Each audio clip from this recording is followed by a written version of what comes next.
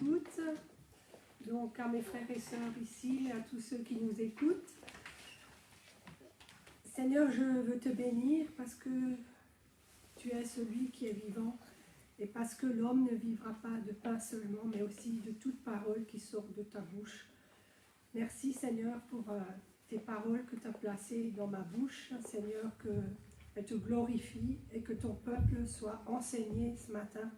Merci Jésus, parce que nous te connaissons, parce que tu as transformé nos vies et ce matin encore tu nous parles pour que nous puissions aller plus loin et marcher dans tes voies. Merci Saint-Esprit d'être présent et de diriger ces instants parce que tu es Saint-Esprit, un Dieu d'esprit et de vie. Au nom de Jésus, Amen. Amen. Alors, aujourd'hui, le titre de mon message, c'est « Enseigne-nous à bien compter nos jours ». Donc, le verset, ça se trouve dans le psaume 90, le verset 12. « Enseigne-nous à bien compter nos jours, afin que nous appliquions nos cœurs à la sagesse. » Enseigne-nous. Donc, qui peut être le meilleur enseignant si c'est le Saint-Esprit, qui est l'esprit de vérité. Donc on va lire dans Jean 16, le verset 13.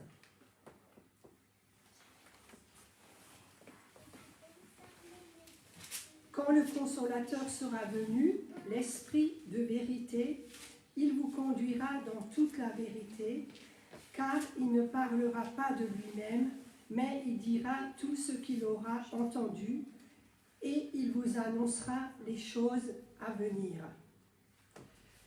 Alors, j'ai un peu médité, il vous annoncera les choses à venir.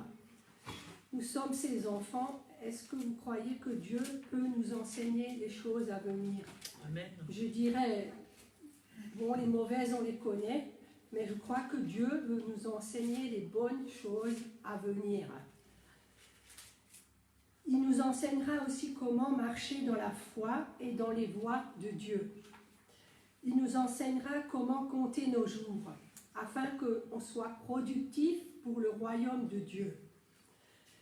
Et aussi, il nous donnera sa sagesse pour qu'on l'applique à notre cœur, pour qu'on puisse avancer dans notre vie spirituelle. La parole de Dieu dit aussi, ni par force, ni par puissance, mais par son esprit. Mais pour cela, mes chers frères et sœurs, il faut avoir un cœur ouvert. Il faut avoir un cœur enseignable. Et se mettre à l'écoute du Saint-Esprit. Vous savez, l'esprit qui est en nous, il doit grandir. En fait, il doit grandir éternellement. Et peut-être, je ne veux pas me tromper, mais je pense que même quand on sera chez le Seigneur, notre esprit va toujours continuer à grandir et on va apprendre des nouvelles choses. Donc, ne savez-vous pas que votre corps est le temple du Saint-Esprit qui est en vous, que vous avez reçu de Dieu et que vous ne vous appartenez point à vous-même. 1 Corinthiens 6, verset 19. Donc, avec notre corps, on doit aussi refléter la vie de l'Esprit qui est en nous et on doit représenter Jésus sur cette terre. Et donc, si on représente Jésus sur cette terre, on ne doit pas faire n'importe quoi de nos journées. Donc, devenir enseignable est un processus. On n'est pas et on sait tout. Je pense qu'on ne saura jamais tout. Cela demande du temps. Cela demande aussi de votre part que vous fassiez des recherches actives. C'est aussi méditer la parole de Dieu quotidiennement et s'approprier personnellement les promesses de Dieu. Moi, je ne peux pas m'approprier les promesses de la parole pour vous. C'est à vous de vous approprier les paroles pour marcher dans la sagesse de Dieu. Donc, on doit pas chercher à nous plaire à nous-mêmes, mais à plaire à Dieu et à apprendre aussi à lui obéir. avons une vie chrétienne plus profonde, et c'est le désir de Dieu pour nous, nous devons crucifier la chair, nous humilier et obéir, même si notre raisonnement dit le contraire. Proverbe 8, 32 à 35.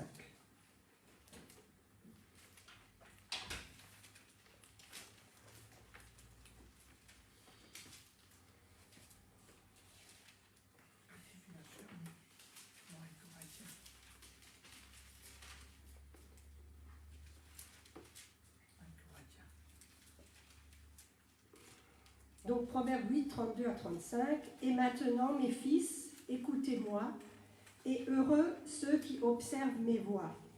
Écoutez l'instruction pour devenir sage, ne la rejetez pas.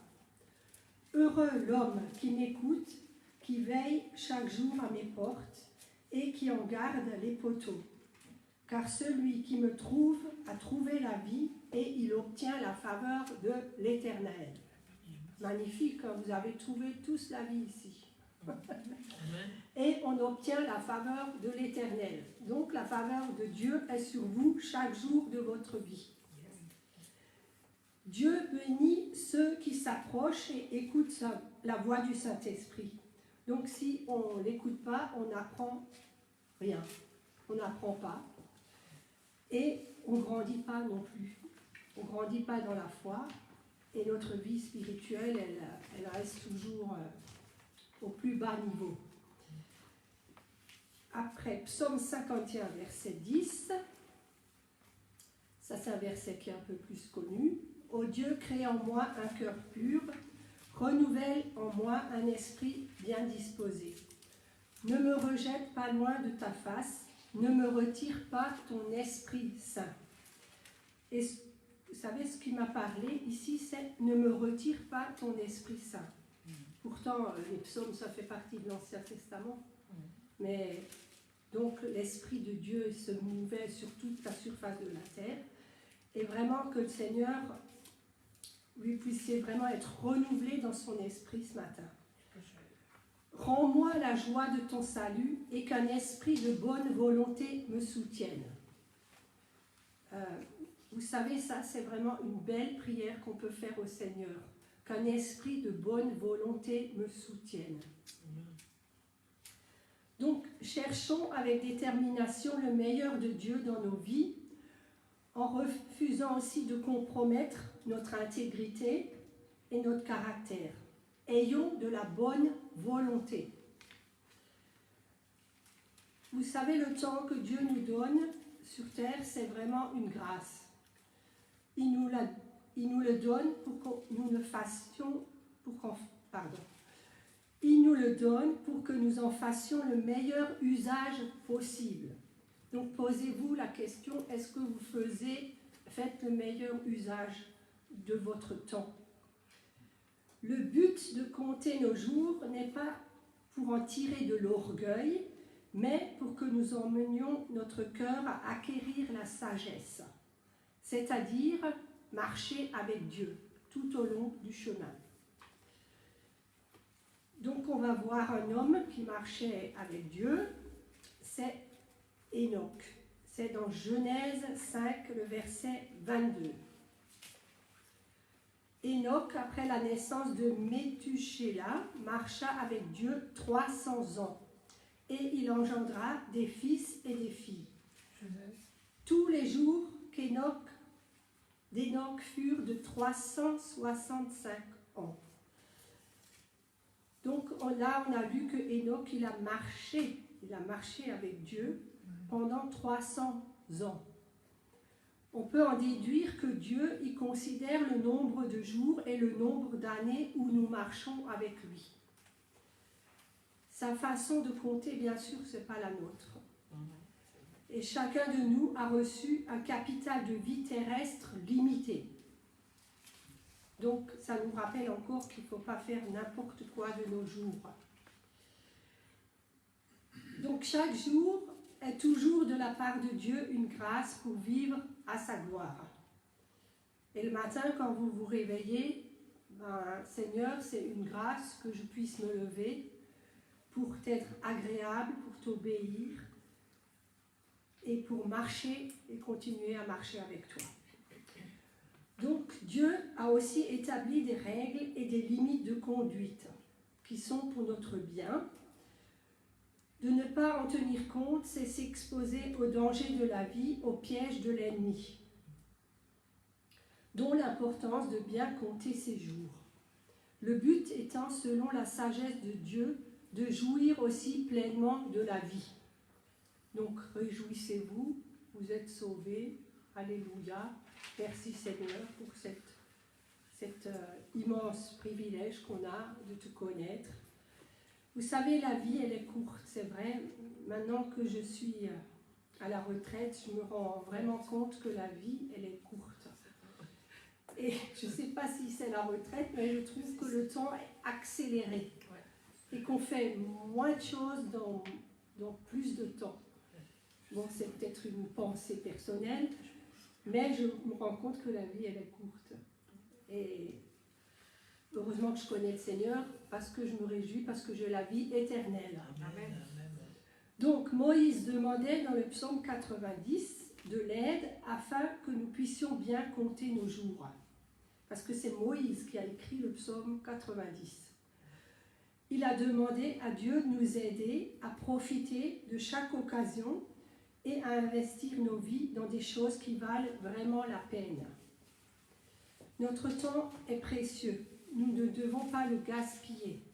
Profitons-en pour muscler notre foi dans sa parole. Dans 1 Corinthiens 10, le verset 23, il est aussi dit « Tout est permis, mais tout n'est pas utile.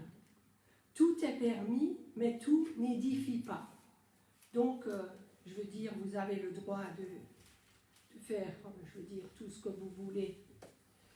Mais tout n'est pas utile. Donc, posez-vous la question, est-ce que c'est utile pour le royaume de Dieu? Et est-ce que mes agissements vont toujours avec ce que le Seigneur y désire? Nous sommes des gestionnaires de notre temps. Vous savez, un temps de repos est nécessaire et utile pour nos corps.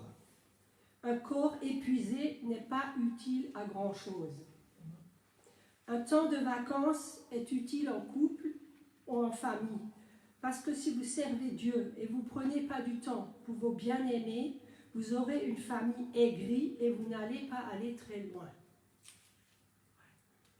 Et ça, je m'en suis déjà rendu compte, parce que je l'ai déjà un peu vécu, parce que des fois, si on prend des vacances, Paul et moi, tout seul, c'est pour que notre couple il soit de nouveau davantage uni et qu'on puisse de nouveau donner, parce que donner de l'amour, si vous n'êtes pas unis,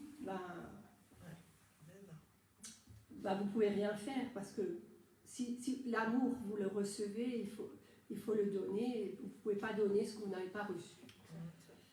Donc l'activité physique est utile. Bien manger, c'est utile, parce que vous êtes le corps le temple du Saint-Esprit, votre corps est le temple du Saint-Esprit. Sinon, vous n'aurez pas assez de force pour terminer votre course.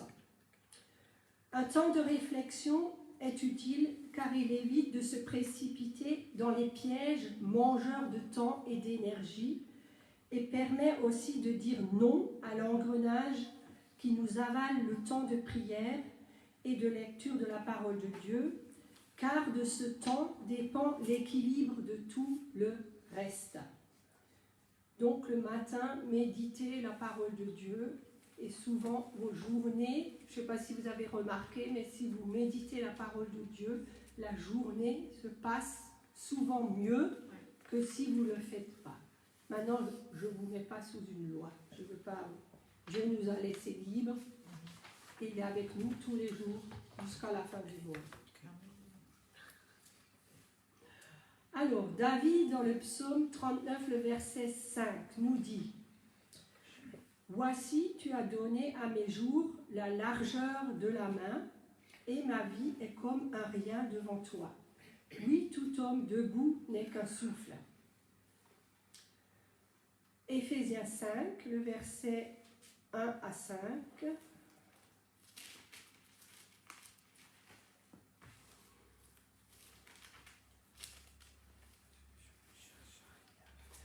Devenez donc les imitateurs de Dieu comme des enfants bien-aimés et marchez dans la charité à l'exemple de Christ qui nous a aimés et qui s'est livré lui-même à Dieu pour nous comme une offrande et un sacrifice de bonne odeur.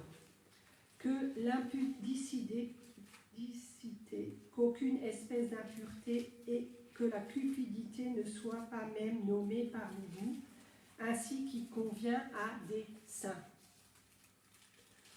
Qu'on n'entende ni paroles déshonnêtes, ni propos insensés, ni plaisanteries, choses qui sont contraires à la bienséance, qu'on entende plutôt des actions de grâce. Car sachez-le bien, aucun impudique ou impur ou cupide, c'est-à-dire idolâtre, n'a d'héritage dans le royaume de Christ et de Dieu. Et au verset 15, prenez donc garde de vous conduire avec circonspection, non comme des insensés, mais comme des sages.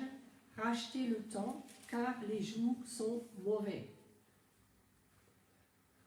Donc, nous avons besoin d'avoir la volonté d'être instruits et enseignés par le Saint-Esprit. Pas seulement le dimanche matin, mais jour après jour, le Seigneur nous demande de marcher dans l'amour. Donc, sommes-nous assez humbles pour recevoir la sagesse de la part du Seigneur et des autres? Parfois, nous pouvons devenir inatteignables et refuser de judicieux conseils. La vérité est que pendant ces périodes, nous préférons changer les règles plutôt que de nous conformer. Cependant, cela ne nous amène jamais à la bénédiction et détruit plutôt nos vies. Les Écritures disent que l'orgueil précède la chute et en tout cas, il nous isole. Jacques 4, versets 5 et 6. Croyez-vous que l'Écriture parle en vain? C'est avec jalousie que Dieu chérit l'Esprit qu'il a fait habiter en nous. Il accorde au contraire une grâce plus excellente. C'est pourquoi l'Écriture dit « Dieu résiste aux orgueilleux, mais il fait grâce aux humbles ». Donc ça m'a fait penser à Naaman qui voulait être guéri de la lèpre, qui détruisait sa chair. Et pourtant, il s'est enfui furieux quand le messager de Dieu lui a dit d'aller se laver 7 fois dans le Jourdain. Parce que je pense que c'était un acte un peu banal. C'est un commandement maladroit, apparemment absurde, qui n'avait aucun sens pour son esprit naturel. Pourquoi devait-il tremper son corps dans une rivière sale alors qu'il y avait des rivières bien supérieures dans son propre pays? Cependant, la rivière, ce n'était pas vraiment la question. Son orgueil ne le laissait pas s'humilier assez pour obéir et être guéri. À la fin, sa lèpre ne fut guérie que lorsqu'il écouta la sagesse, lorsqu'il changea d'avis, lorsqu'il humilia son cœur et qu'il a obéi à une instruction simple mais claire d'un homme pieux et loin. Donc, si Dieu vous demande quelque chose, faites-le. Donc, ceux qui désirent aller plus loin, c'est des gens qui sont enseignables. Donc, quand on est enseignable, on doit aussi faire les bons choix. Notre caractère et notre comportement doivent se rapprocher de plus en plus de celui de Jésus. Donc, quand on vient au monde, nous venons avec un certain capital de jours qui sont là, à notre disposition. Nos jours ont une mesure et hier ne reviendra pas. C'est comme un livre à page blanche où nous allons l'écrire nous-mêmes jour après jour, comme celui que Paul nous a montré à Nouvel An. Comment, à travers les choix que nous faisons, à travers les décisions que nous allons prendre, les conseils que nous suivons. Donc c'est nous qui écrivons notre propre histoire. Et il nous appartient que cette histoire soit belle. Nous qui connaissons le bon berger et qui sommes guidés par son Saint-Esprit. Jésus est venu pour donner sa vie en sacrifice, pour nous racheter de notre vaine manière de vivre et pour nous réconcilier avec le Père. Il est venu comme le berger, le bon berger. Et il veut nous conduire aussi dans les projets de Dieu, dans les œuvres que Dieu a préparées d'avance pour chacun de nous. Et c'est des œuvres et des projets qu'il a prévus depuis la fondation du monde, de toute éternité. La Bible nous dit que c'est des bons projets, c'est des projets de paix et de bonheur. Donc Dieu désire votre bonheur. Bien compter nos jours, c'est aussi d'abord accepter lucidement la brièveté de notre vie. Reconnaître l'autorité du Seigneur, c'est l'ABC de la sagesse. Est-ce que le Seigneur a autorité sur votre vie? Est-ce que vous lui êtes soumis? Devant Dieu, il s'agit de bien prendre conscience de ce que nous sommes vraiment et de regarder combien nos vies passent vite et combien elles sont fragiles. Donc, mais qu'est-ce qu'on fait de cette prise de conscience? Bien compter nos jours, c'est recevoir cette vie si fragile comme un cadeau de Dieu. La vie est belle. J'entends pas d'amen. Amen. La vie est belle avec Jésus. Amen. Vie est belle. Amen, amen. Nos lendemains dépendent entièrement de Dieu et nous devons être humbles et le reconnaître. Cette prise de conscience devrait nous inciter à davantage écouter le Saint-Esprit et ses conseils dans les choix que nous avons à faire. Et ce verset que j'aime beaucoup, on l'appellera admirable, conseiller, Dieu puissant, Père éternel, Prince de la paix. Le Seigneur est notre conseiller. Ésaïe 9, verset 6. Donc Jésus raconte une histoire d'un homme qui était très à l'aise et qui a fait des grands projets d'extension chez lui. On va lire ça dans Luc 12, le verset 15 à 20.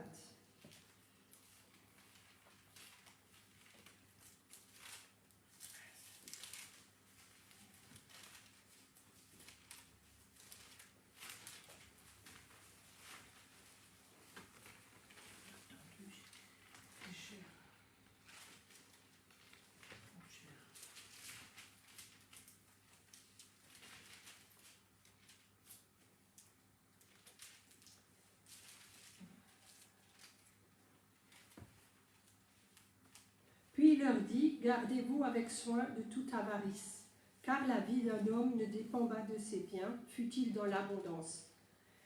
Et il leur dit cette parabole. Les terres d'un homme riche avaient beaucoup rapporté, et il raisonnait en lui-même, disant, que ferai-je, car je n'ai pas de place pour serrer ma récolte. Voici, dit-il, ce que je ferai. J'abattrai mes greniers, j'en bâtirai des plus grands, j'y amasserai toute ma récolte et tous mes biens. Et je dirai à mon âme, tu as beaucoup de biens en réserve pour plusieurs années. Repose-toi, mange, bois et réjouis-toi. Mais Dieu lui dit, insensé, cette nuit même ton âme te sera redemandée. Et ce que tu as préparé, pour qui cela sera-t-il? Il en est ainsi de celui qui amasse des trésors pour lui-même et qui n'est pas riche pour Dieu. Cette histoire nous montre bien que demain ne nous appartient pas. Notre vie défile, orientons-nous vers de bons choix. Donc, pourquoi attendre pour faire le bien?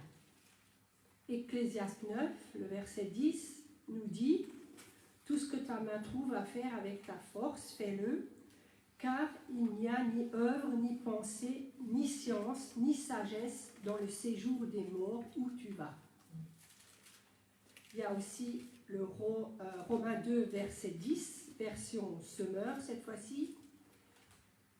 Mais l'approbation de Dieu, l'honneur et la paix seront accordés à celui qui pratique le bien. J'ai beaucoup aimé ce verset parce que je ne l'avais pas vraiment saisi dans son entière vérité.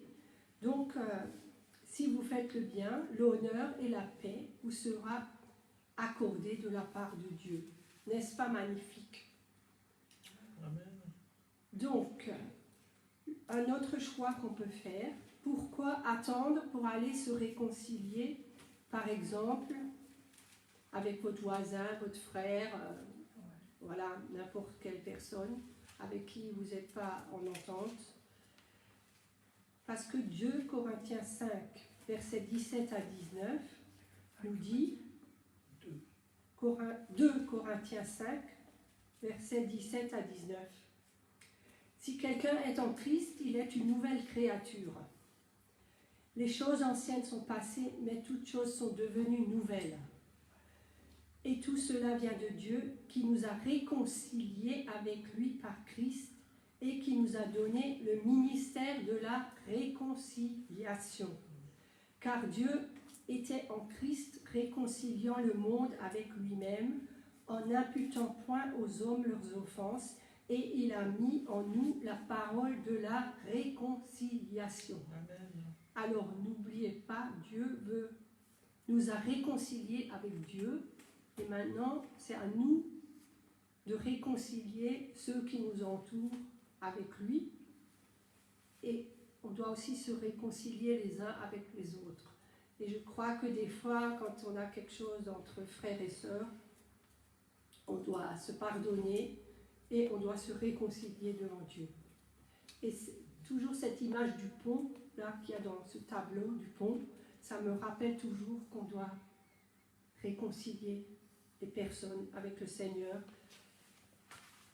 pour que lui aussi, pour qu'eux aussi le connaissent. Donc, pourquoi attendre des années pour pardonner?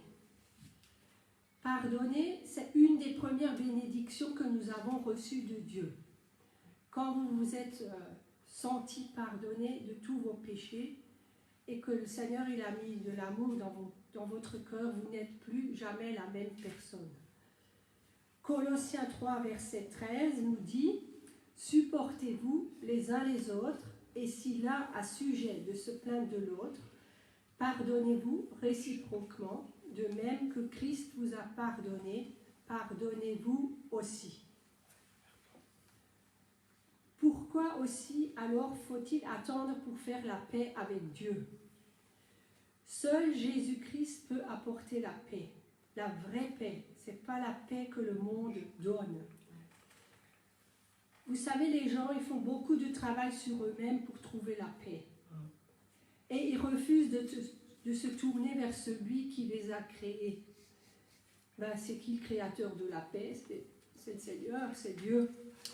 Or, c'est lui qui donne la vraie paix. Et c'est vrai, si une fois vous avez expérimenté cette paix, je pense que vous en souvenez toute votre vie et que ça peut vraiment vous emmener dans les voies de Dieu et à marcher vraiment avec Dieu. Parce que lui seul, même dans des circonstances où vous vous trouvez, des circonstances terribles, Dieu peut vous donner la paix.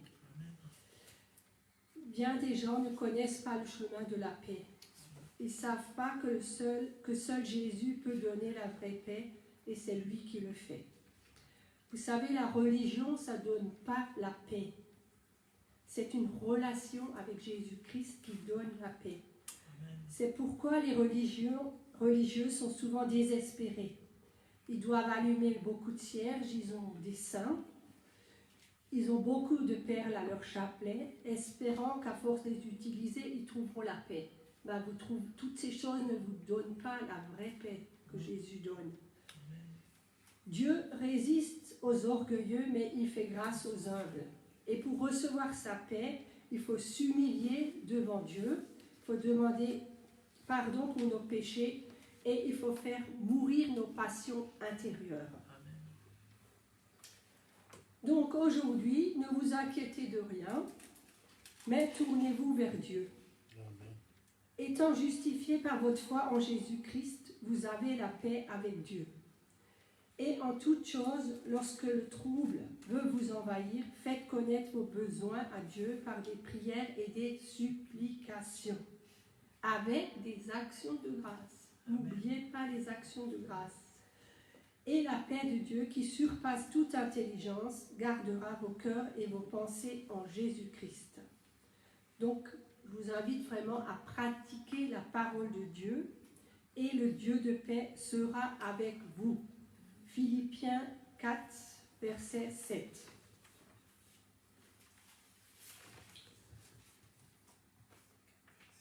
Votre destin éternel dépend de votre choix d'aujourd'hui. Bien compter nos jours, c'est vivre chaque instant avec Dieu par la puissance du Saint-Esprit qui vit en nous. Si nous cherchons à vivre nos journées dans sa présence, en nous appuyant sur lui, en nous basant sur sa parole, nous pouvons être assurés. Il affermira l'œuvre de nos mains et nous le verrons agir, et sa grâce et sa paix seront sur nous jour après jour. Et en conclusion, je vais vous laisser quelques versets. Donc, assurez-vous de bien compter vos jours. Passez du temps à poursuivre les choses qui font plaisir à Dieu. Fortifiez-vous dans le Seigneur et sa force toute puissante. Ne soyez pas troublés, quel que soit le niveau de méchanceté et de chaos qui remplit la terre.